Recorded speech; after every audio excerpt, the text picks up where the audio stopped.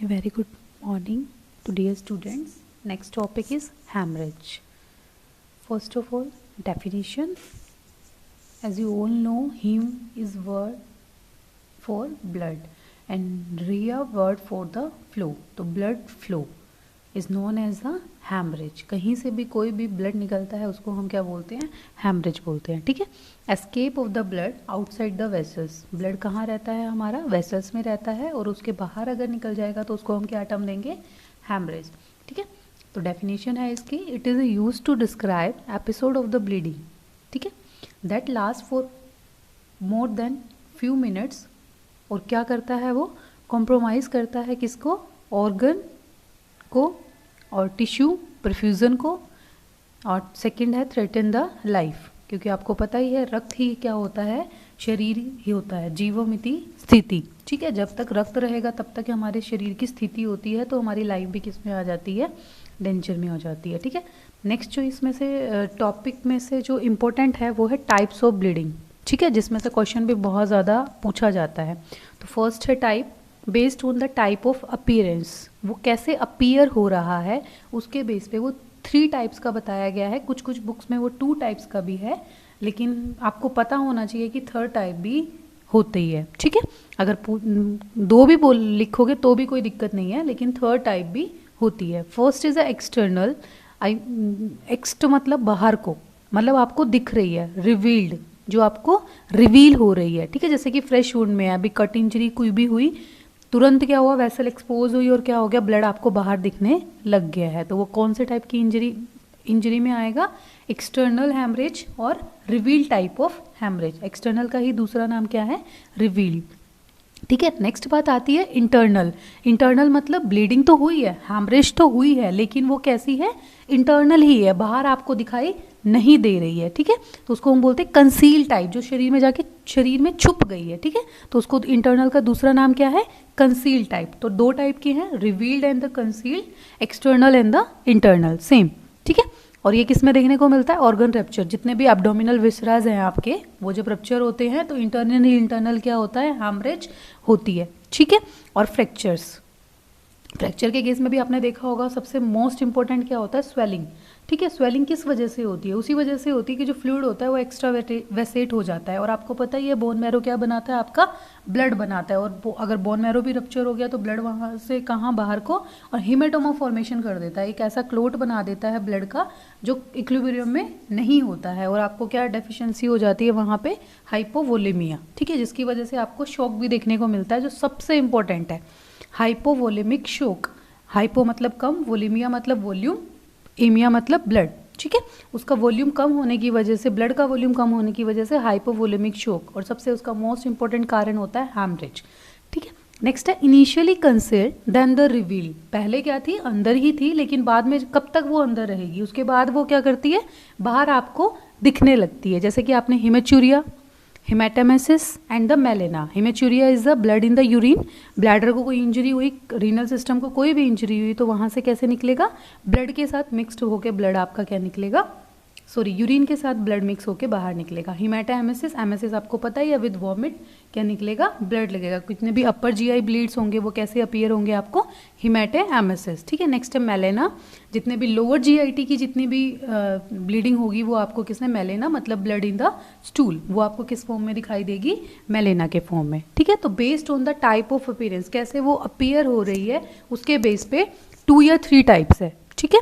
First is external, आपको दिख रही है, बाहर वेसल्स भी कट हुई है, बाहर को दिख रही है. इंटरनल में आपको कोई दिखाई नहीं दे रही है, अंदर ही अंदर क्या हुआ है? हेमरेज हुई है. नेक्स्ट है इनिशियली कंसील्ड. पहले क्या थी? छुपी हुई थी, उसके बाद वो रिवील आउट हो गई है. ठीक है. नेक्स्ट सबसे इंपॉर्टेंट जो क्लासिफिकेशन है वो आता है ये सेकेंड टाइप का classification, based on the source of the bleeding, कि वो ब्लीडिंग कहाँ से हो रही है. जैसे आपको पता है वेसल्स हमारे में 3 होती हैं मेन, जो होती हैं arterial, Venus and the capillary. उसी के नाम पे ये 3 टाइप की ब्लीड्स हैं, आर्टेरियल ब्लीड, वीनस ब्लीड और द कैपिलरी ब्लीड. इनको पहचानना बहुत ज़रूरी है कि कहाँ से ब्लीड हो रहा है. ठीक है. तो आपको पता ही है कैसा होता है आर्टरी में प्योर ब्लड होता है तो कैसा होगा? Bright red in colour. और आर्टरी डायरेक्ट किसके साथ? हार्ट के साथ कनेक्ट होती है, तो इजेक्शन इन द स्प्रट्स विद गश, एक गश के साथ वो निकलेगा, वो आर्टेरियल ब्लीड होगा. इतनी तेज इसकी वो होती है इतनी तेज़ी से आता है कि ये सीधा छत पे भी जाके स्टक हो सकता है, तो उसको हम पहचानेंगे आर्टीरियल ब्लीड। तो हमें आर्टरी तक पहुंचना है, उसको लाइगेट करना है, तो ओनली उसके नेचर के बेस पे हम उसको पहचान सकते हैं कि वो कौन सा ब्लीड वहाँ पे है। नेक्स्ट है वीनस। आपको पता है वीनस में इतना ज़्यादा प्रेशर नहीं होता है, और कौन सा ब्लड होता है, डीऑक्सीजनेटेड, तो थोड़ा कैसा होगा वो, dark red in colour, and flow steadily and the continuous, थोड़ा थोड़ा करके बहुत देर तक वो बहता रहेगा।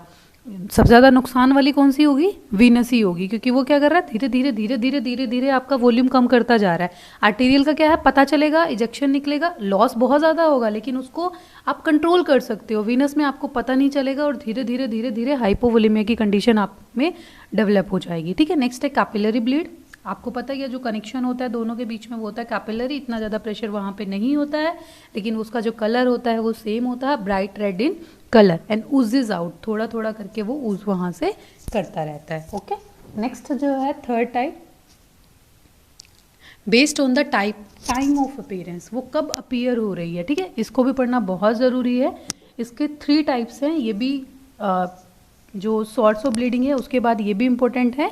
First is a primary, reactionary and the secondary. Generally हम हर चीज़ क्या पढ़ते हैं, प्राइमरी एंड सेकेंडरी, लेकिन यहाँ पे एक चीज़ क्या है, रिएक्शनरी, जो सबसे ज़्यादा इंपॉर्टेंट यहाँ पे पार्ट प्ले करती है। ठीक है, प्राइमरी आपको पता ही है, प्राइमरी किसको बोलते हैं, जो at the time of injury होती है, मतलब सबसे प्राइम है, जैसे इंजरी हुई वैसे ही आपको दिख गई है, तो वो है आपका प्राइमरी। नेक्स्ट है रिएक्शनरी, नाम से ही पता चल रहा है कि किससे होगी, वो किसी रिएक्शन की वजह से हुई है। ठीक है, रिएक्शन क्या होगा, रिएक्शन क्या होगा, जैसे मान लो एक एग्जांपल हम लेते हैं, due to the slipping of the ligature, हमने क्या किया, वेसल्स ऑपरेशन किया, ड्यूरिंग सर्जरी हमने क्या किया, ऑपरेट किया, और हमने क्या कर दिया, वेसल्स आती है बीच में, ऑफकोर्स उनको कट करना पड़ता है जो अननेसेसरी होती हैं। ठीक है, उनको क्या कर दिया, कट कर दिया, तो आप क्या कर देते हो उसको, अगर आपने उसको ओपन अप छोड़ दिया तो ब्लीड वहाँ पे इकट्ठा हो जाएगा, ब्लड वहाँ पे होगा, फिर स्लफिंग होने लग जाएगी, नेक्रोसिस हो जाएगी, तो बहुत दिक्कत हो जाएगी। तो हमको क्या करना होता है, वहाँ पे उसको भरना होता है। ठीक है, क्योंकि वो वेसल को क्लोज करना बहुत ज़रूरी है, अगर आपने नहीं किया तो ब्लड वहाँ से एक्स्ट्रा वेसेट होके थर्ड स्पेस में जाके लूज हो जाता है। ठीक है, जो इक्विलिब्रियम में नहीं होता है। ठीक है, और रिजल्टेंट क्या होगा उससे, शो, तो वो उसके लिए हमें क्या करना पड़ता है, बांधना पड़ता है, तो वो स्लिप हो जाएगा।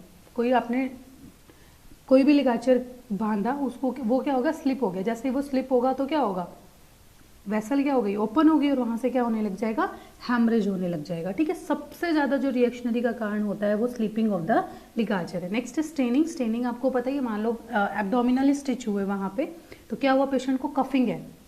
ठीक है, कफिंग है, या फिर कोई और स्टेन लगा रहा है जिसकी वजह से कहाँ प्रेशर, एब्डोमिनल मसल पे प्रेशर बन रहा है, आपने क्या किया है, मसल लेयर, सबक्यूटेनियस स्किन, सबको क्या किया हुआ है, सूचरिंग की हुई है, जैसे ही उस पर प्रेशर लगेगा, इतना प्रेशर तो वो सहन नहीं कर पाएगा, तो क्या हो जाएगा, वो जो सूचर्स हैं वो क्या हो जाएंगे, ओपन अप हो जाएंगे, तो जैसे ही ओपन अप के जो वेसल्स हैं वो भी क्या हो जाएंगी, ओपन अप हो जाएंगी, और वो क्या रिजल्टेंट देंगे आपको, हैमरेज।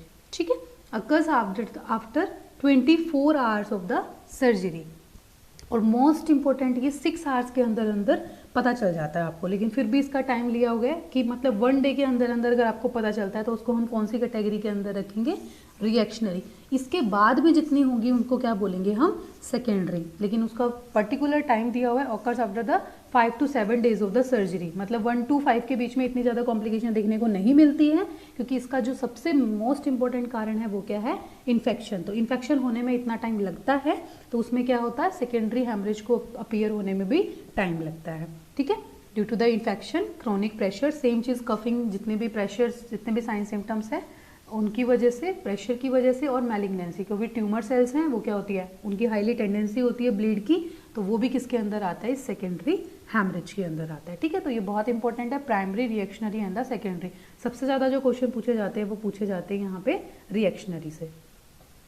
नेक्स्ट है the based on the duration, कि वो कब से ब्लीड वहाँ पे हो रहा है, ये आपको पता ही है, एक्यूट एंड क्रोनिक, इसके भी सेम चीज़ें हैं कि एक्यूट और क्रोनिक 2 भी मान सकते हो आप, और एक्यूट और क्रोनिक एक थर्ड भी आपको पता होना चाहिए। ठीक है, तो एक्यूट क्या होगा, तुरंत अभी इंजरी हुई है, अभी क्या हो गया है, एक्यूट ब्लीड वहाँ से होने लग गया है। ठीक है, it is a sudden type and a severe type, after trauma and after surgery example है इसके। क्रोनिक में क्या है, धीरे धीरे धीरे धीरे ब्लड लॉस वहाँ से हो रहा है। ठीक है, एकदम से नहीं दिख रहा है आपको, लेकिन विद लॉन्ग टाइम के साथ क्या हो रहा है, वो ब्लड वहाँ से फ्लो हो रहा है, long period and the repeated, बार बार हो रहा है। ठीक है, इसके एग्जाम्पल्स हैं हैमरेज, जिसमें कि आपको मेन कंप्लेन क्या देखने को मिलती है, bleeding, and second is the peptic ulcer. Second है एक्यूट ऑन क्रोनिक। क्या था, क्रोनिक आपके लंबे टाइम तक पैथोलॉजी चली हुई थी, लेकिन अब एक ऐसी कंडीशन आ गई है जब क्या हो गया है, वहाँ पे एक्यूट ब्लीड होने लग गया है। क्रोनिक भी था, लेकिन अभी फिलहाल क्या कंडीशन कंप्लेन लेकर आया पेशेंट, एक्यूट ब्लीडिंग की वहाँ से। तो ये सबसे ज़्यादा डेंजरस होता है, क्योंकि क्रोनिक में वैसे ही प्रेसिपिटेट हो चुका है एनीमिया, और एक्यूट होने की वजह से और ज़्यादा, और हाइपोक्सिया की कंडीशन वहाँ पे डेवलप हो जाती है, जो रिजल्टेंट किसमें करती है, शॉक में। तो सबसे ज़्यादा जो है वह एक्यूट ऑन क्रोनिक। ठीक है, नेक्स्ट जो टाइप है वो है बेस्ड ऑन द क्वांटिटी, कितना ब्लड लॉस वहाँ से हो रहा है। तो 3 टाइप की डिग्री यहाँ पे बताई गई है, mild, moderate and the severe. ठीक है, आपको पता ही है हमारे जो टोटल ब्लड वॉल्यूम कितना होता है, 4 to 5 लीटर, अप्रॉक्स 5 लीटर हम मान लेते हैं, लेकिन हमने फ्लूइड में अभी 4 लीटर भी निकाला था कैलकुलेशन से। तो अबाउट 4 to 5 लीटर क्या होता है हमारे में ब्लड होता है। ठीक है, तो उसमें से 500 ml अगर लॉस हुआ है तो उसको हम किसके अंदर रखेंगे, माइल्ड डिग्री के अंदर, मॉडरेट में 500 to 1000 ml एंड सीवियर में more than 1000 ml। Okay, next जो क्लासिफिकेशन है वो है बेस्ड ऑन द इंटरवेंशन, कि कैसे आप उसको इंटरवेन कर रहे हो, मतलब क्या ट्रीटमेंट उसमें इंटरवेन कर रहे हो। ठीक है, तो 2 चीज़ें हैं यहाँ पे, सर्जिकल और द नॉन सर्जिकल। ये भी अभी अभी न्यू क्लासिफिकेशन आया है इसका, बेस्ड ऑन द इंटरवेंशन, क्योंकि आपको जो जितनी भी हेमरेज होती है उसको 2 टाइप्स में डिवाइड किया गया है कि इसमें क्या करना है, ट्रीटमेंट क्या करना है। ठीक है, तो जो सर्जिकल वाली हैं उनको सर्जरी के लिए जाना है, लेकिन जो नॉन सर्जिकल है उनमें स्पेशल ध्यान आपने रखना है, वहाँ पे सर्जरी करने का भी कोई फ़ायदा नहीं है। ठीक है, तो सर्जिकल किस में करना है, जहाँ पर नॉर्मल हीमोस्टेसिस की मैकेनिज्म प्रेजेंट है, कोई और डिफॉर्मिटी वहाँ पे, कोगुलेशन की डिफॉर्मिटी वहाँ पे प्रेजेंट नहीं है, तो can be corrected by the surgery. उसको हमने किसके अंदर रखा, सर्जिकल में। नेक्स्ट है नॉन सर्जिकल। नॉन सर्जिकल मतलब जिसमें हम सर्जरी नहीं कर सकते हैं, उसमें जो प्राइम है वो क्या करना पड़ेगा, जो पैथोलॉजी है उसको ठीक करना पड़ेगा। ठीक है, कोगुलेशन जितने भी अबनॉर्मलिटी है, देखो ब्लड है वहाँ पे, ब्लड ऊज हो रहा है, तो हमारी बॉडी भी क्या करती है, उसको स्टॉप करने की कोशिश करती है अपने नॉर्मल मैकेनिज्म से, जिसको हमने हीमोस्टेसिस भी हम बोलते हैं, वो एक नॉर्मल फिजियोलॉजी है। ठीक है, तो उसके एग्जाम्पल क्या है, कोगुलेशन एबनॉर्मलिटीज जिसमें होती है, उसमें हम सर्जिकल इंटरवेंशन नहीं करेंगे, तो क्या करेंगे हम, सबसे पहले उन कोगुलेशन एबनॉर्मलिटीज को हम ट्रीट करेंगे। जो कोगुलेशन फैक्टर वहाँ पे प्रेजेंट नहीं है उसी को क्या करना है, वहाँ पे हमने देना है, ताकि वहाँ पे नॉर्मल क्या हो सके, कोगुलेशन हो सके। ठीक है, और ये बहुत ज़्यादा डिफ़िकल्ट होता है नॉन सर्जिकल को ट्रीट करना। ठीक है, तो ये है आपकी classification of the haemorrhage. Next बात आती है degree of the haemorrhage. Haemorrhage को 4 डिग्री में आप डिवाइड किया, वो माइल्ड, मॉडरेट, सीवियर भी आप कर सकते हो, लेकिन यहाँ पे शोक की रिगार्डिंग इसको 4 क्लासेस के अंदर क्या किया गया है, डिवाइड किया गया है। ठीक है, अगर ब्लड वॉल्यूम लेस देन कितना है, 15% से कम है, तो उसको हमने फर्स्ट डिग्री में रखा है। अगर वो 15 to 30% है उसको हमने सेकेंड डिग्री में रखा है, एंड 30 to 40 है उसको हमने थर्ड डिग्री में रखा है, और मोर देन 40% है तो हमने उसको 4 डिग्री में रखा है। अगर माइल्ड, मॉडरेट, सीवियर 3 डिग्री भी बोलोगे तो भी चलेगा, लेकिन ये 4 डिग्री किसके रिलेशन में है, शोक के रिलेशन में है, जो हम इससे रिलेटेड हाइपोवोलेमिक शोक पढ़ेंगे। ठीक है, degree of the haemorrhage. Next है कॉजेज ऑफ द हैमरेज। आपको पता ही है कॉज क्या होता है, तो मेनली हम इसमें 2 टाइप्स में इसको डिवाइड कर देते हैं। First is a traumatic injury, कोई भी ट्रॉमा हुआ जिसकी वजह से हैमरेज हुआ, इसके अंदर abrasion, excoriation, haematoma, laceration, incision and the ruptured wound, ये सब आएंगे। नेक्स्ट है मेडिकल कंडीशन, जितने भी चेंजेस होते हैं, मतलब वेसल्स में क्या है, एबनॉर्मली खुद ही ब्लीड हो रहा है, कोई हमने बाहर एग्रेवेटिंग ट्रॉमा साइड से ट्रॉमा नहीं दिया, जैसे कि हमारे आयुर्वेद में भी बताया गया है, निज नागंतुष टाइप ना, निज मतलब अपने शरीर के ही कोई चीज़ है जो क्या कर रही है, उसको फ्लो को इंक्रीज करवा रही है। जैसे कि इंट्रावेस्कुलर चेंजेस, हमारे शरीर के अंदर वेसल्स के अंदर ही कोई चेंजेस आ गए हैं जिसकी वजह से क्या हुआ, ब्लीड होने लगा है। नेक्स्ट है एक्स्ट्रावेस्कुलर, वेसल्स में नहीं है लेकिन उससे बाहर है, एंड इंट्राम्यूरल, जो म्यूरल के अंदर जो चेंजेस आएंगे वो किसके अंदर आएंगे, आपके मेडिकल कंडीशन। एंड आगंतुष टाइप में क्या आ जाएंगे, जितने भी क्या है ट्रॉमेटिक इंजरी है। ओके, तो ये हैं कॉजेज समराइज किए गए हैं यहाँ पे। बहुत सारे कॉजेज होते हैं, तो हम जितने कॉजेज लिख सके उतने इसमें लिख लेना है। ठीक है, नेक्स्ट है इसकी पैथोफिजियोलॉजी। ठीक है, कि हैमरेज क्या रिजल्ट करता है। हैमरेज, एक सिंपल हैमरेज आपका इवन डेथ कोज कर सकता है। जैसे कि आपको पता ही है, रक्तम जीवम इति स्थिति, रक्त ही क्या है, ठीक है। तो जो रक्त ही नहीं रहेगा तो हमारे शरीर में जीव भी नहीं रहेगा और रिजल्टेंट क्या होगा, डेथ। ठीक है। तो सबसे पहले क्या हुआ, यहाँ पे ब्लीडिंग हुआ। ब्लीडिंग ने क्या कॉज किया, हाइपोवोलेमिया, वॉल्यूम कम हो गया ब्लड का, तो जो कार्डियक आउटपुट है वो भी क्या हो जाएगा, यहाँ पे कम हो जाएगा। तो उसके रिस्पॉन्स में हमारी शरीर क्या करेगा, ब्लड का क्या काम है, ऑक्सीजन पहुंचाना। तो हमारे शरीर क्या, हमारा हार्ट क्या करेगा, और ज़्यादा क्या करेगा, तेजी से पंप करने लग जाएगा, ताकि हर ईच एंड ऑर्गन तक हम क्या कर सकें, अपनी ब्लड सप्लाई को पहुंचा सके, ऑक्सीजन सप्लाई को पहुंचा सके, क्योंकि ऑक्सीजन सप्लाई ही क्या जरूरी है, जीने के लिए वही जरूरी है। तो टैकीकार्डिया वहाँ पे देखने को मिलेगा। And shunting of the blood from the splanchnic vessels by the vasoconstriction so as to maintain perfusion to the vital organs like brain, heart, lungs and kidney. तो क्या करते हैं, नॉन एसेंशियल से कहाँ चला जाएगा ब्लड, असेंशियल। तो जितने भी पेरिफ्रीज होंगे जहाँ पे आपको नहीं चाहिए वहाँ से क्या हो जाएगा, वेसो कंस्ट्रिक्शन हो जाएगा। मतलब यहाँ पे ब्लड अभी इतना जरूरी नहीं है, लेकिन आपको brain, heart, lungs and kidney को पहुँचाना बहुत ज़्यादा जरूरी है। तो ये है एक कंपनसेशन मैकेनिज्म, जिसके रिजल्टेंट में क्या हो रहा है, वीनो कंस्ट्रिक्शन या वेसो कंस्ट्रिक्शन हो रहा है। ठीक है। धीरे धीरे जब कंपनसेशन मैकेनिज्म फेल हो जाएगा तो ब्लड नहीं पहुंच पाएगा, तो टिश्यू में क्या होने लग जाएगा, हाइपोक्सिया। जो वाइटल्स ऑर्गन की टिश्यू हैं उनको हमें ऑक्सीजन नहीं मिलेगी, तो क्या कंडीशन वहाँ पे मिलेगी आपको, हाइपोक्सिया की। ठीक है। तो activation of the cardiac depressant, धीरे धीरे कार्डियक डिप्रेस होने लग जाएगा। एंड एनारोबिक मेटाबॉलिज्म वहाँ पे शुरू हो जाएगा। ठीक है। Anaerobic without in absence of the oxygen. And altered cell membrane function, cell membrane का जो फंक्शन है, जो नॉर्मल अक्रॉस आयनिक एक्सचेंज हो रहा था, वो भी क्या हो जाएगा, बंद हो जाएगा। ठीक है। And causing influx of the more sodium, जो सोडियम है वो बाहर था, अंदर सेल के अंदर आने लग जाएगा। And calcium inside the cell, same Na and the calcium अंदर जाने लग जाएंगे, और उसके रिस्पॉन्स में potassium comes out of the cell. जो पोटेशियम है, जो अंदर किंग अंदर रह रहा था, वो क्या हो जाएगा, बाहर आने लग जाएगा। तो कौन सी कंडीशन डेवलप हो जाएगी वहाँ पे, हाइपोनेट्रीमिया, क्योंकि सोडियम कहाँ जा रहा है, सेल के अंदर अंदर जा रहा है, बाहर कम होता जाएगा।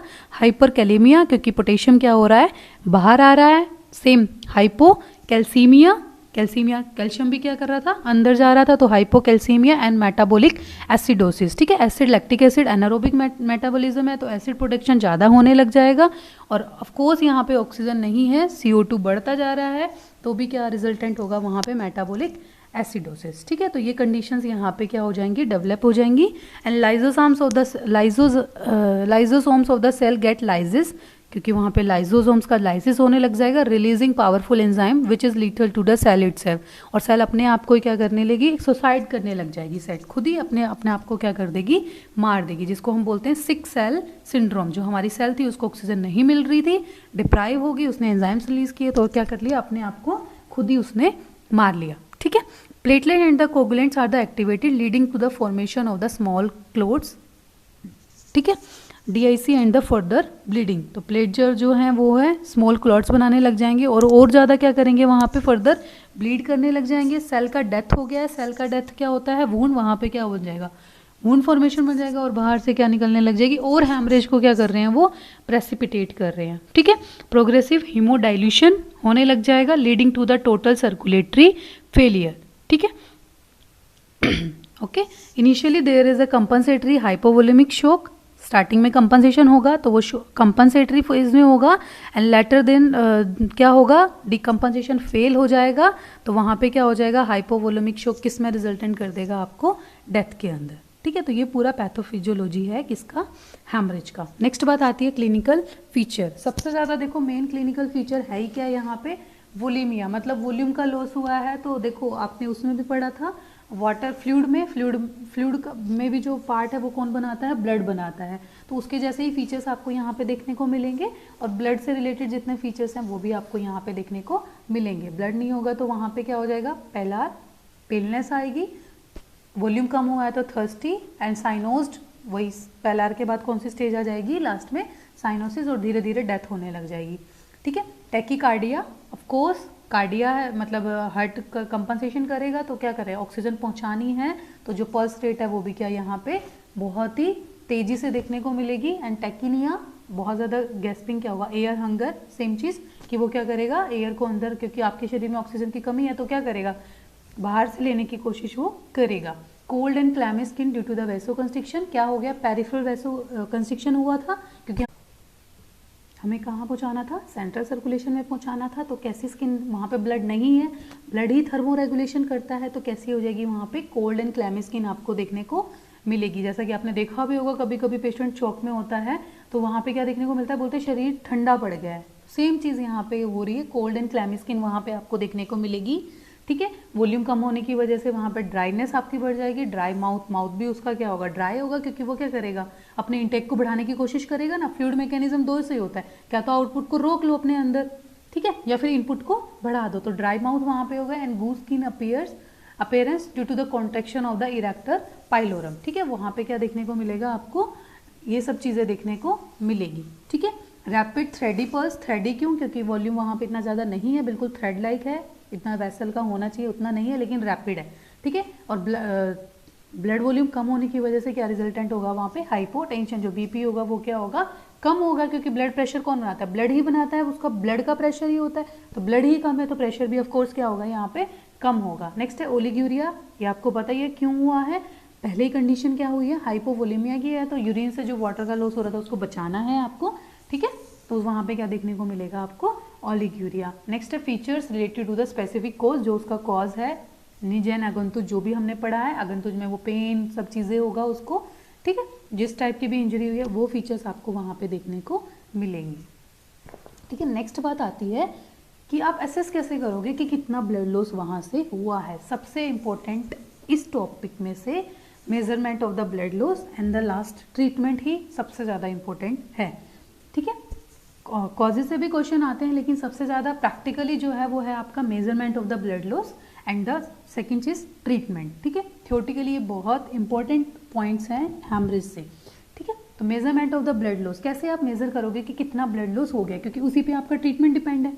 जितना ब्लड लॉस हुआ है उतना ही क्या करना है, उसको रिप्लेस करना है। हमने पढ़ा था जितना फ्लूइड लॉस हुआ है उतने फ्लूइड को हमने क्या करना होता है, रिप्लेस करना होता है, या उसके अलावा जितना भी प्री एग्जिस्टिंग डेफिसिट हुआ है उसको रिप्लेस करना है। ठीक है, तो सबको यही नहीं पता रहेगा कि कितना ब्लड लॉस हुआ है, तो आपको रिप्लेस करने में दिक्कत आएगी। ठीक है, तो नॉर्मल ब्लड वॉल्यूम आप कैसे एस्टिमेट करेंगे, पेशेंट आएगा आपका, वेट कराना है, तो कैसे एस्टिमेट करेंगे, आपको 80 ml पर केजी के हिसाब से आपने क्या करना है उसको नियोनेट में, और 70 ml पर केजी के हिसाब से किसमें करना है आपने, चिल्ड्रंस एंड द अडल्ट्स में।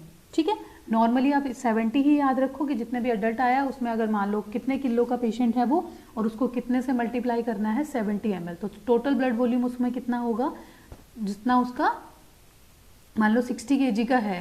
ठीक है, तो उसमें कितना होगा, अप्रॉक्सीमेटली 5 लीटर तक ही क्या होगा वहाँ पे ब्लड वॉल्यूम प्रेजेंट होगा। ठीक है, 4 to 5 लीटर हम नॉर्मली एडल्ट में हम इसको लेते हैं। ठीक है, तो कितने से मल्टीप्लाई करना है, मतलब एक उसका जो केजी है उसमें कितना ब्लड रहता है 70 ml, और नियोनेट के केस में फ्लूइड ज़्यादा होता है, जैसे कि आपने देखा था नियोनेटल लाइफ में ज़्यादा होता है फ्लूइड, उसके बाद डिक्रीज होने लग जाता है, तो उसमें कितने से करना है 80 ml से। ठीक है, जो एस्टिमेशन है बहुत डिफिकल्ट होता है, क्योंकि जो ब्लड ऊज होता है वो कहीं कहीं नहीं भी दिखता है और बहुत ज़्यादा डिफिकल्ट होता है, और एक्यूरेसी उसमें नहीं होती है। आप इतना चाहोगे आप आइडिया लगा सकते हो कि इतना ब्लड लॉस अप्रॉक्स हुआ है, एक्यूरेसी बिल्कुल भी वहाँ पे नहीं होती है। ठीक है, ओटी में कैसे आप करते हो, blood in the suction machine होती है, उसमें आप ब्लड सक करते रहते हो और उसको आप आराम से मेयर कर सकते हो। ठीक है, नेक्स्ट है swap soaked in the blood, जो ब्लड में आपने स्वैप सोकिंग के लिए यूज़ किए हैं उनको आप वेट कर सकते हो। और सबसे इंपॉर्टेंट है यहाँ पे HB percentage and the pack cell volume estimation, इनसे भी आप क्या कर सकते हो, ब्लड लॉस का पता लगा सकते हो। तो प्रैक्टिकली हम इसको यहाँ पे 3 तरीके से बताया गया है कि कैसे आप गेस कर सकते हो कि कितना ब्लड लॉस हुआ है। First is a weighing swap, सबसे पहले स्वैप को ही क्या करना है, वे करना है, जैसे कि ऑपरेशन में आपने बताया इसमें कि क्या होता है, वेट करना है उसको कितना वो है उसमें ब्लड है, तो वो way before and after soaking, पहले जब उसने सोक नहीं किया था तब उसका वेट कर लेना है, उसके बाद आफ्टर सोकिंग उसका क्या कर लेना है, वो वेट कर लेना है। जितना डिफरेंस होगा वो उतना ही क्या है ब्लड लॉस हुआ है, क्योंकि उसका जो गॉस पीस का था उसका तो अपना वो था, स्वैप का जो था अपना वेट था, वो हमने पहले ही मेजर कर लिया, उसने ब्लड सोक किया, उसके बाद क्या किया, उसका वेट किया, जो डिफरेंस होगा उतना ही क्या हुआ है, ब्लड लॉस हुआ है। तो blood loss according to degree 3 में डिवाइड की गई है ये, माइल्ड, मॉडरेट एंड सीवियर। अगर माइल्ड डिग्री है तो 1 gram is equal to 1 ml, अगर मॉडरेट डिग्री है तो 1.5 ml, अगर सीवियर डिग्री है तो 2 ml ब्लड लॉस वहाँ से आपका नेक्स्ट जो एस्टिमेशन है वो आप स्वेलिंग से, in case of the fracture, अगर टीबिया फ्रैक्चर हुआ है तो अप्रोक्स 1000 से 1500 ml तक वहाँ पे क्या हो गया है, इंटरनल हैमरेज हो चुकी है। और फीमर में सबसे ज़्यादा फीमर में ही 1500 से 2000 ml। ठीक है, तो स्वेलिंग को देख के भी आप क्या देख सकते हो कि कितना हैमरेज वहाँ से हुआ है। तो इनमें जब ये फ्रैक्चर्स के पेशेंट आते हैं तो सबसे पहले फ्रैक्चर को मोबिलाइज नहीं किया जाता है, सबसे पहले क्या किया जाता है, आईवी फ्लूइड को रिप्लेस किया जाता है। तो हमेशा ध्यान रखना, जितनी भी मेजर मेजर बोन्स के फ्रैक्चर्स आएंगे तो सबसे पहले वहाँ पे क्या करना है, आईवी फ्लूइड थेरेपी आपने देनी ही देनी है। फ्रैक्चर बाद में देखा जाएगा, लेकिन सबसे पहले जो इतना ब्लड वॉल्यूम वहाँ से जो निकला है उसको हमने क्या करना है, वो करना है। और स्वेलिंग अंदर ही अंदर होती है, बाहर दिखता नहीं है, तो हम सोचते हैं क्या करने की जरूरत है, लेकिन वहाँ पे कौन से टाइप की हेमरेज हुई है, इंटरनल टाइप। तो हमने क्या करना है, वहाँ पे आईवी फ्लूइड्स देने ही देने हैं। ठीक है, नेक्स्ट है ब्लड क्लोट्स, मतलब मानो ब्लड वहाँ से ब्लीडिंग हुई और क्लोट्स वहाँ पे निकले, तो आप कैसे, ब्लड तो लॉस हुआ है तो कैसे एस्टिमेट करोगे आप। ठीक है, तो ब्लड क्लोट से भी आप एस्टिमेट कर सकते हो, कैसे, कितना माना गया है, blood in the clench fist, एक फिस्ट के अंदर मुट्ठी बंद करके आपका कितना ml ब्लड आता है, 500 ml। तो उसके अकॉर्डिंग आप अप्रोक्स ब्लड क्लोट का क्या कर सकते हो, मेजरमेंट कर सकते हो। तो ये 3 बहुत ही इंपॉर्टेंट हैं, थ्योरी एग्जाम में भी पूछा जाता है और वैसे भी ये क्या है, बहुत इंपॉर्टेंट है क्लिनिकल प्रैक्टिसेस में भी। नेक्स्ट है नॉर्मल हीमोस्टेसिस मैकेनिज्म, कैसे आपका नॉर्मल, हीमो मतलब ब्लड, स्टेसिस मतलब रोकना, कैसे नॉर्मल मैकेनिज्म होता है, ये आप सब फिजियो में पहले भी पढ़ चुके हो। हम मोटा मोटा सा यहाँ पे देख लेते हैं। Major component of the haemostasis में क्या होता है, सबसे पहले वेसल को इंजरी हुई, ठीक है, तो वहाँ पे क्या होगा, सबसे पहले रिजल्टेंट वेसो कंस्ट्रिक्शन, एंड दूसरा प्लेटलेट आपको पता ही है क्या करेगा, प्लग बनाएगा, तो उसके लिए प्लेटलेट एक्टिवेशन, प्लेटलेट को क्या कर दिया, एक्टिवेट कर दिया। ठीक है, तो वेसो कंस्ट्रिक्शन मतलब कंस्ट्रिक्ट कर दिया, तो ऑफ कोर्स जो पाइप, जो वेसल्स थी उसको क्या कर दिया, बंद कर दिया, तो वो भी क्या कर रहा है, नॉर्मल हीमोस्टेसिस कर रहा है। और दूसरा क्या बना दिया उसने, प्लेटलेट को एक्टिवेट कर दिया, तो क्या बना गया वहाँ पे, प्लेटलेट प्लग बन गया। ठीक है, और उसने क्या कर दिया, हीमोस्टेसिस को कर दिया है। ठीक है, नेक्स्ट है जो आपका है कोगुलेशन मैकेनिज्म। ठीक है, ये जो प्लेटलेट प्लग होता है ये बहुत ही सॉफ्ट प्लग होता है, इजिली अगर आप निकालोगे तो निकल जाता है। ठीक है, लेकिन इसमें अगर आपने क्या ऐड करना होता है, थर्ड है फिब्रिन क्या होते हैं, थ्रेड लाइक वो होते हैं, तो ये क्या कर देते हैं, इस प्लेटलेट प्लग के ऊपर ही फिब्रिन डिपोजिट होने लग जाते हैं। तो थ्रेड लाइक प्लग उसको क्या देता है, स्ट्रेंथ देता है, तो उसको हम बोलते हैं हार्ड प्लग, जिसको आपने ब्लड क्लोट भी आप उसको बोल सकते हो। तो इसमें क्या ऐड हुआ है, थर्ड चीज फिब्रिन। ठीक है, तो vasoconstriction, platelet and the fibrin deposition, तीनों ही क्या करते हैं, हीमोस्टेसिस कॉज करते हैं। तो ये नॉर्मल मैकेनिज्म हमारे शरीर के अंदर चलता है। ठीक है, तो ये ट्रीटमेंट में भी हेल्प करते हैं। नॉर्मल मैकेनिज्म क्या करना है, आपने उसको वेट करना है, थोड़े टाइम के बाद ही क्या हो जाएगा, ब्लड खुद ही स्टॉप हो जाएगा। लेकिन अगर स्टॉप नहीं हो रहा है तो नेक्स्ट बात आती है आपकी ट्रीटमेंट की, तो आपको वहाँ पे ट्रीटमेंट करना ही पड़ेगा। बहुत इंपॉर्टेंट है इसका ये ट्रीटमेंट। ठीक है, एक 2 चीज़ें आपने इसमें ध्यान रखनी है ट्रीटमेंट में।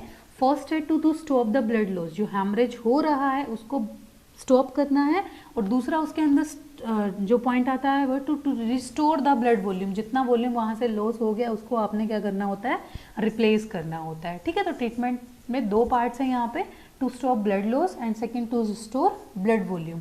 तो जो ब्लड लॉस को स्टॉप करने के पॉइंट्स हैं वो यहाँ पे 4P से आप याद कर सकते हो, और बहुत इंपॉर्टेंट है ये 4P।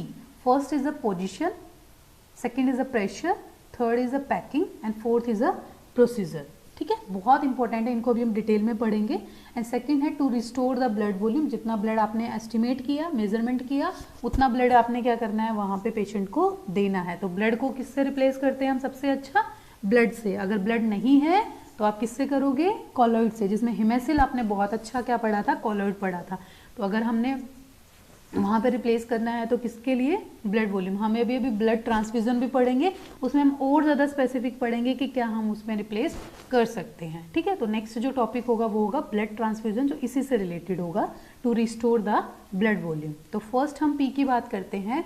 फर्स्ट पी है पोजीशन। तो सबसे पहले पोजीशन आपने पेशेंट को कैसे देनी है, तो पोजीशन में सबसे पहले जहाँ से ब्लीड हो रहा है उसको क्या करवाना है, रेस्ट करवाना है। क्या फ़ायदा होगा उससे रेस्ट कराने से, कोई मूवमेंट नहीं होगी तो फर्दर कोई ट्रॉमा नहीं होगा, वेसल्स नहीं हिलेंगी तो वहाँ से ब्लड लॉस नहीं होगा। नॉर्मल मैकेनिज्म तो वहाँ पे काम कर रहा है, तो नो फर्दर ट्रॉमा वहाँ पे नहीं मिलेगा, तो क्या हो जाएगा, हैमरेज स्टॉप हो जाएगी। एंड सेकेंड चीज़ क्या करनी है, एंड सेकेंड चीज़ क्या करनी है, उसको रेस्ट कराना है, लेकिन अगेंस्ट ग्रेविटी। आपको पता ही है ग्रेविटेशनल क्या करता है, पुल अपना एक्सर्ट करता है, तो जितना आप उसको डिपेंडेंट पार्ट में रखोगे उतना ही वहाँ से क्या होगा, पुल एक्सर्ट होगा। पुल किस पे होगा, वेसल ओपन है, ठीक है, तो ग्रेविटी क्या करेगी, उसको ब्लीड और ज़्यादा कराने की कोशिश करेगी। तो कौन सी पोजीशन देनी है उसको, अगेंस्ट द ग्रेविटी। हमेशा उसको क्या करना है, मान लो जैसे मान लो आपकी आर्म से ही क्या हो रहा है, ब्लड लॉस हो रहा है, तो अगेंस्ट क्या कर दोगे, उसको एलिवेट कर दोगे, ठीक है। तो एलिवेट कर दिया तो क्या हो गया, ब्लड फ्लो वहाँ से नहीं होगा। तो क्या ध्यान रखना है यहाँ पे, अगेंस्ट द ग्रेविटी। और सेकेंड है रेस्ट देने के लिए, ये तो हो गया पोजीशन, सॉरी रेस्ट दिया है किसको, एक पार्ट को, लेकिन आपका पूरे, जब आपको ट्रॉमा होता है तो आपका क्या होता है, पेन मैकेनिज्म शुरू होता है और उससे पूरे शरीर को क्या मिलता है, सेंसेशन मिलता है। तो आप में एंजाइटी और ये सब चीज़ें डेवलप होती है, जिसकी वजह से भी ब्लड क्या होता है, वहाँ से ज़्यादा लॉस होता है, ठीक है। तो पूरे शरीर को भी क्या करना होता है, रेस्ट देना होता है। और रेस्ट कैसे दे सकते हो आप, पूरे बॉडी को भी, ठीक है, और माइंड को भी। तो sedatives and the analgesic, pen को रिलीव कर दोगे तो एंजाइटी भी रिलीव हो जाएगी, सिडेटिव दिया तो क्या हो गया, माइंड भी काम रहेगा और बॉडी भी क्या रहेगी, रिलैक्स होगी। इसके लिए आप इंजेक्शन मॉर्फिन, पैथोडिन एंड मिडाजोलम आप यहाँ पे प्रिस्क्राइब वहाँ पे कर सकते हो। तो दो चीज़ें, रेस्ट देना है पार्ट को भी, ठीक है, और दूसरी चीज़ वहाँ पे पूरी बॉडी को भी क्या करना होता है, रिलैक्स करना होता है। एंजाइटी पेशेंट को प्रॉपर नहीं हो सकता, इसमें आप काउंसलिंग भी पेशेंट की कर सकते हो, ठीक है। पोजीशन, नेक्स्ट है प्रेशर। प्रेशर इसका फर्स्ट एड ट्रीटमेंट है। आपने देखा भी होगा, जैसे ही आपको चोट लगती है तुरंत कोई रोड साइड एक्सीडेंट भी होता है, तुरंत क्या कर देते हैं, कपड़े से बांध देते हैं, ठीक है, ताकि ब्लड लॉस वहाँ से फर्दर ब्लड लॉस वहाँ से ना हो। तो फर्स्ट एड ट्रीटमेंट के अंदर आता है ये। इसके लिए यूज़ क्लीन लिनन क्लॉथ, बिल्कुल क्लीन क्लॉथ करना चाहिए। अगर आपने डर्टी क्लॉथ किया तो क्या हो जाएगा, डर्टी से डर्ट अंदर चला जाएगा, वेसल ओपन है, ब्लड सर्कुलेशन में है, और कहाँ चला जाएगा वो जो सेप्सिस है आपके ब्लड में, और एक और रिजल्ट कर देगा सेप्टिक शॉक को। तो आप इसमें जो क्लीन है वो क्लॉथ यूज़ करें।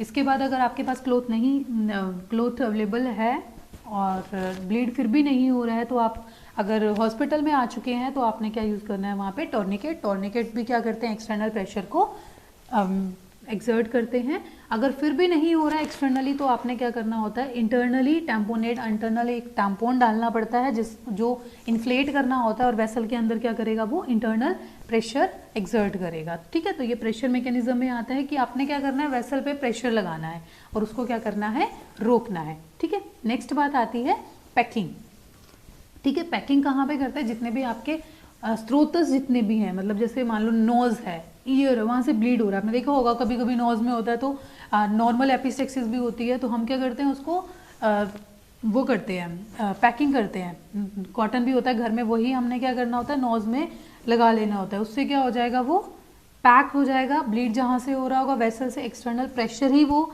एक्सर्ट करता है, लेकिन पैकिंग उसमें अलग से मैकेनिज्म आना है, वो क्या करेगा, उसको पैक कर देगा ताकि ब्लीड वहाँ से ना हो, ठीक है। तो इसके लिए स्टीराइल बैंडेज आपने यूज़ करनी है। प्रेशर एंड पैकिंग ये सब सेम आपस में कोरिलेट होते हैं, ठीक है।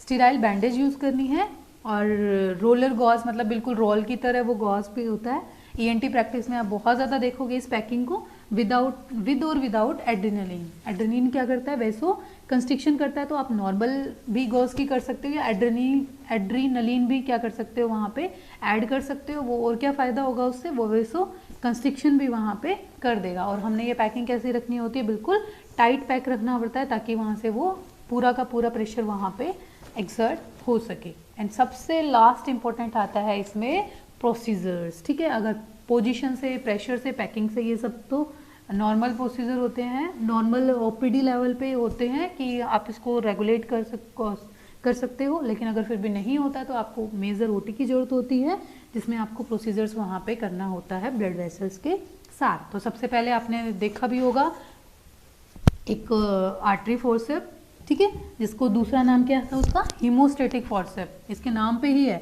कि वो क्या करता है, ब्लड को रोकता है। तो आर्टरी फोर्सेप का यूज़ करना है और उसको क्या कर देना है, क्रश कर देना है उस वेसल को। तो वहाँ से क्या हो जाएगी, हीमोस्टेटिक एक्शन आपको मिल जाएगा। नेक्स्ट आती है सिल्वर क्लिप्स। ये सिल्वर की बनी होती है, ब्रेन के केसेस में इनको लगाया जाता है ताकि वहाँ पे क्या कर सके हो आप, हेमरेज को सूचर कर सको, ठीक है। तो सबसे पहले आपने क्रश कर दिया उसको। नेक्स्ट है सूचरिंग विद द कैटगट, जो सबसे ज़्यादा सर्जिकल प्रैक्टिस में यूज़ किया जाता है। सूचरिंग करना है उसको कैटगट सूचर के साथ, ठीक है। उसके बाद क्या हो जाएगा, जैसे ही सूचर किया ब्लड वेसल्स को क्या कर दिया, क्लोज कर दिया, तो वहाँ से हेमरेज नहीं होगा। नेक्स्ट स्टेप है कोटरी। कोटरी मतलब आपने पढ़ा भी था, रक्त स्तंभक के उपाय याद है, संधान, स्कंदन, पाचन और दहन। दहन सबसे इंपॉर्टेंट था, जलाना है उस चीज़ को, तो आप क्या कर दोगे, उसको कॉटराइज कर दोगे ताकि वहाँ से ब्लीड ही ना हो। और आपने ये भी देखा होगा अग्निकर्म की श्रेष्ठता में भी बताया गया है कि जो अग्निकर्म से जलाया हुआ है वो दोबारा ना प्रादुर्भाव, वो रोग प्रादुर्भाव ही नहीं होता है। तो ये बहुत ही स्ट्रॉन्ग मैकेनिज्म है कॉटराइजेशन। तो आप क्या करते हो, ऑपरेशन में ही अगर सूचरिंग से नहीं काम चल रहा है तो उस वेसल को क्या कर देते हो, कॉटराइज कर देते हो, ठीक है। नेक्स्ट है ट्रांसफिक्सेशन। अगर फिर भी नहीं हो रहा है तो आपने क्या करना होता है, उसको ट्रांसफिक्स करना होता है। ट्रांसफिक्स मतलब क्या होता है, पूरी एक वेसल है, उसमें क्या करना होता है, बीच में से सूचर लेना होता है और फिर उसके अराउंड सर्कमफेरेंस में क्या कर दोगे, उसको आप बांध देते हो, ठीक है। इसके लिए आप YouTube को प्रेफर कर सकते हो, वहाँ पे देख सकते हो कि ट्रांसफिक्सेशन क्या होता है। एक नॉर्मल क्या है, वेसल है, उसके बीच में से सूचर लेना है और फिर पूरी सर्कमफेरेंस को क्या करना है, इन्वॉल्व करके लाइगेट कर देना है, किससे, सूचर से। इसमें क्या कर रहे थे, सूचरिंग विद कैटगट, ये वेसल्स थी, कैटगट वैसे ही स्लिपरी सूचर होता है तो वो क्या कर जाता है, स्लिप कर जाता है, इससे रेगुलेट नहीं होती है। अगर आपने क्या कर दिया, ट्रांसफिक्स कर दिया, मतलब इस ये वेसल्स थी, इसके बीच में से क्या कर दिया आपने, एक सूचर ले लिया, तो उसने क्या कर दिया, बीच में पकड़ बना ली और पूरी सर्कमफेरेंस को आप बांधोगे तो वो निकलेगा नहीं, ठीक है। नेक्स्ट आते हैं ऑक्सीजल और द जिलेटिन स्पंज। ये स्पंज क्या करते हैं, सॉक कर लेते हैं जितने भी एक्स्ट्रा हेमरेज होती है, तो ये आप स्पंजेस को यहाँ पे रख सकते हैं। सेकेंड है adrenaline soaked gauze, gauze piece आप वहाँ पे यूज़ कर सकते हैं। रसल वाइपर वीनम, जो वीनम होता है वो भी क्या करेगा, वहाँ पे हेमरेज को स्टॉप कर देगा। नेक्स्ट है बोन वैक्स, जो समथिंग संधान जैसे टाइप है कि वैक्स क्या कर देगा, उस चीज़ को जोड़ देगा। बोन वैक्स, जहाँ से बोन से ब्लीडिंग निकलती रहती है वहाँ पे आप क्या लगा देते हो, बोन वैक्स। और सबसे लास्ट में आता है एक्सीजन। जैसे मान लो स्प्लेनिक इंजरी बहुत ज़्यादा हुई है, नहीं रेगुलेट हो रही है, तो उस ऑर्गन को ही क्या कर देते हैं, हम बाहर को एक्साइज आउट कर देते हैं, ठीक है। तो ये हैं आपके प्रोसीजर्स हेमरेज के ट्रीटमेंट। Thank you.